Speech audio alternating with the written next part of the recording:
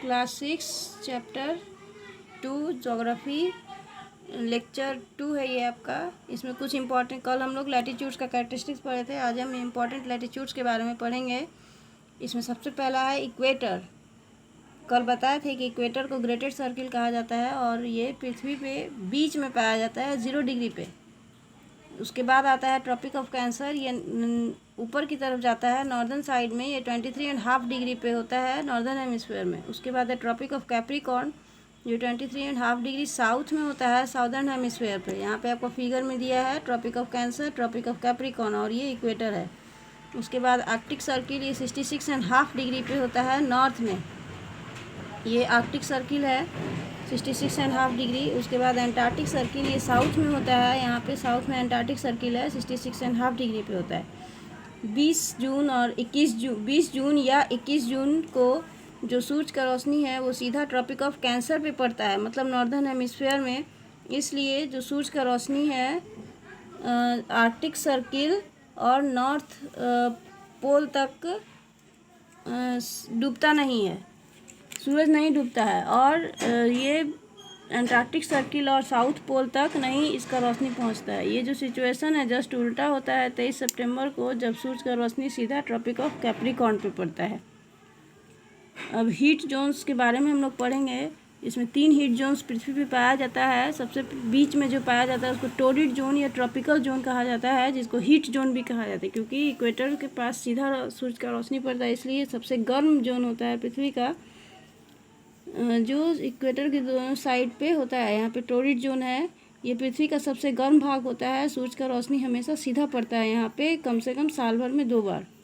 उसके बाद है टेम्परेट जोन। ये जोन जो है वो ट्रॉपिक ऑफ कैंसर और आर्कटिक सर्किल के बीच पाया जाता है नॉर्दर्न हेमिस्फीयर में। ये टेम्परेट जोन है नॉर्दर्न हेमिस्फीयर का, और ट्रॉपिक ऑफ कैप्रिकॉर्न और अंटार्कटिक सर्किल साउदर्न हेमिस्फीयर में। यहाँ पे ट्रॉपिक ऑफ कैप्रिकॉर्न और अंटार्कटिक सर्किल ये साउथ टेम्परेट जोन है।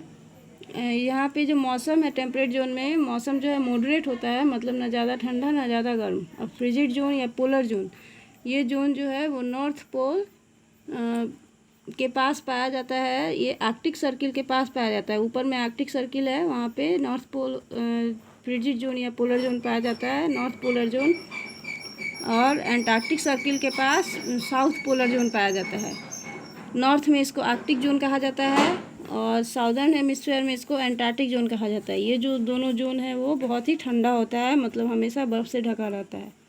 अब हम लॉन्गिट्यूड के बारे में पढ़ेंगे। हम लोग कल ही पढ़े थे कि लॉन्गिट्यूड जो है नॉर्थ से साउथ की तरफ जाता है। ये पैरेलल लाइंस है जो नॉर्थ के साउथ की तरफ जाता है। इसका जो स्टार्टिंग पॉइंट है लॉन्गिट्यूड का, ये आर्बिट्री है। We begin at a selected meridian, किसी भी एक सिलेक्टेड मेरिडियन से इसका गिनती शुरू किया जाता है। फिर भी जितना भी देश है वहाँ except 0 meridian passing through the Royal Observatory, लेकिन दुनिया में जितना भी देश है वो 0 डिग्री मेरिडियन जो ग्रीनविच लंदन से पास होता है रॉयल ऑब्जर्वेटरी से होके, उसको प्राइम मेरिडियन पूरे दुनिया में माना जाता है। इसलिए किसी भी जगह का लॉन्गिट्यूड को परिभाषित किया जाता है कि प्राइम मेरिडियन से वो ईस्ट में है या वेस्ट में है, और इसको एक एंगल को लेके माना जाता है। न्यूमेरिकल वैल्यू जो है लॉन्गिट्यूड का वो 0 से 180 डिग्री तक बढ़ता है ईस्ट से वेस्ट, ईस्ट और वेस्ट में। इनका टोटल जो लॉन्गिट्यूड है वो 360 होता है।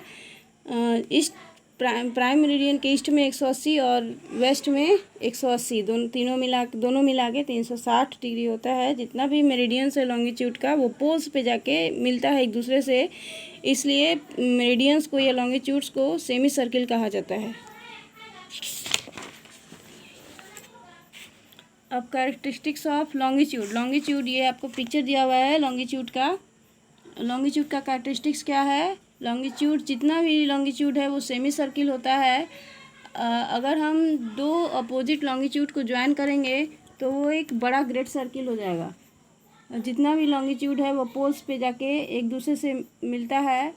लॉन्गिट्यूड के बीच का जो डिस्टेंस है वो इक्वेटर में सबसे ज़्यादा होता है, और जैसे जैसे हम पोल्स की तरफ जाएंगे तो 2 लॉन्गिट्यूड के बीच का दूरी कम होते जाता है। लॉन्गिट्यूड जो है हमको मदद देता है बहुत दूसरे अलग अलग जगह का पृथ्वी पे समय मापने में। जितना भी जगह है पृथ्वी पे उसका लोकल टाइम जो है वो किसी उस देश से गुजरते हुए लॉन्गिट्यूड पे एक जैसा रहता है। अब network of longitude and latitude पढ़ेंगे।